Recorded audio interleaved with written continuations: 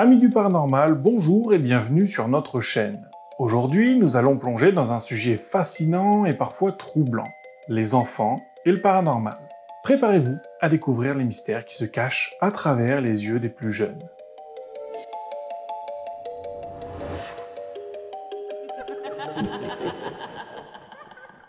Le cas des Pollock Twins. John et Florence Pollock vivaient à Hexham, en Angleterre, avec leurs deux filles, Joanna et Jacqueline. En 1957, un événement tragique bouleversa la famille. Joanna, 11 ans, et Jacqueline, 6 ans, furent tuées dans un accident de la route impliquant un conducteur ivre. John Pollock, très croyant et adepte de la réincarnation, espérait un signe que ses filles lui seraient rendues. En 1958, contre toute attente, Florence Pollock donna naissance à des jumelles, Gillian et Jennifer. La naissance de jumelles était particulièrement inattendue car il n'y avait pas d'antécédents de jumeaux dans la famille et les scans prénataux avaient identifié un seul bébé. Dès leur naissance, des signes troublants commencèrent à apparaître.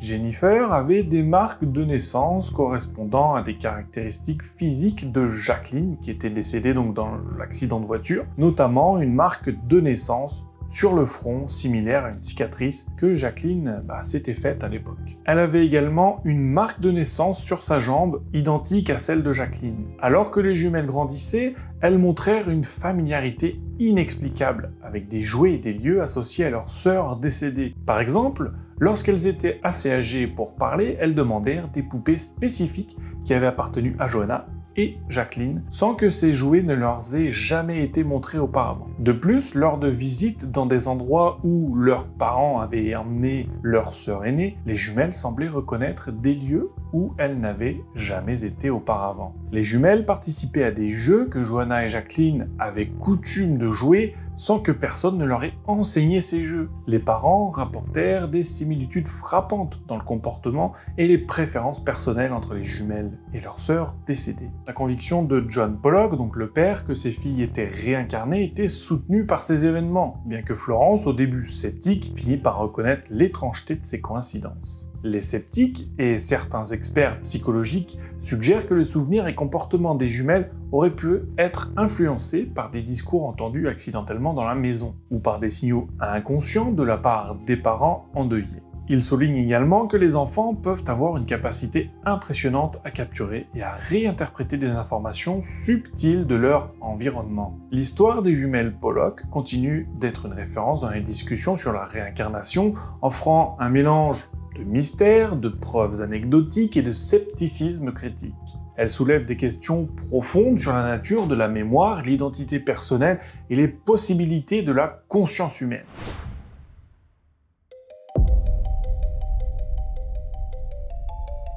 Ces histoires, elles sont captivantes, mais elles soulèvent aussi beaucoup de questions. Pourquoi les enfants seraient-ils plus susceptibles de vivre ces expériences ? Est-ce que c'est le fruit de leur imagination débordante ou est-ce qu'il y a une autre explication ?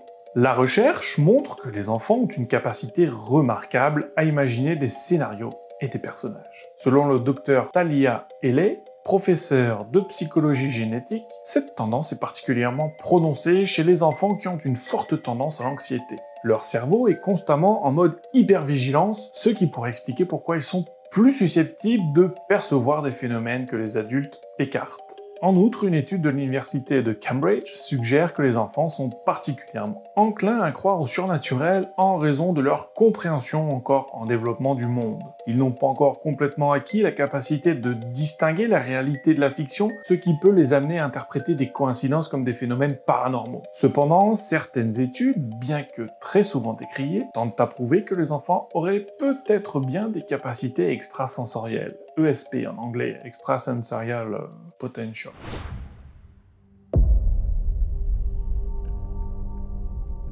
Sheldrake a mené des expériences sur la télépathie, incluant des enfants. Dans ces tests, les enfants devaient deviner qui parmi 4 personnes les appellerait au téléphone. Les résultats ? Ils ont montré un taux de réussite bien supérieur à celui attendu, qui serait dû à la chance, suggérant une possible capacité télépathique.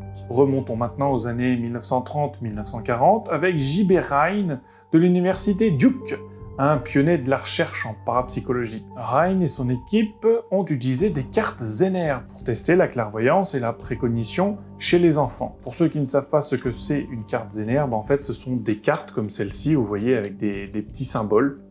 Et donc on les met face cachée, on essaie de faire deviner aux gens ce qu'il y a derrière comme symbole. Malgré l'intérêt initial, ces études ont été critiquées pour des problèmes méthodologiques et ont souvent échoué à être répliquées de manière fiable. À part l'ESP, les études sur la perception sensorielle subliminale révèlent que les enfants peuvent être influencés par des stimuli qu'ils ne perçoivent pas consciemment. Ces recherches suggèrent que les enfants pourraient percevoir le monde d'une manière que nous, adultes, ne comprenons pas encore complètement. Un défi majeur dans la recherche en ESP est la réplication des résultats. Beaucoup d'autres études initiales n'ont pas été reproduites avec succès, soulevant des doutes sur leur validité. Cela montre bien combien il est complexe d'étudier des phénomènes aussi insaisissables que l'ESP. Pour conclure, une méta-analyse réalisée par le psychologue Daryl Bem a inclus des études sur l'ESP, suggérant des preuves faibles mais intrigantes de certains aspects de l'ESP. Ces résultats soulignent que même des signes discrets méritent une exploration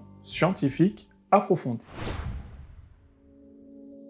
Les enfants mis en rapport avec le paranormal, c'est un sujet qui moi me fascine et qui, d'ordre général, est fascinant pour pas mal de gens. Alors que les anecdotes du début de vidéo peuvent souvent être expliquées par la psychologie de l'enfance et le développement cognitif, il reste encore des mystères que la science cherche à comprendre. Peut-être que ces jeunes esprits sont simplement plus ouverts à un monde que nous, en tant qu'adultes, avons appris à ignorer ou à rationaliser.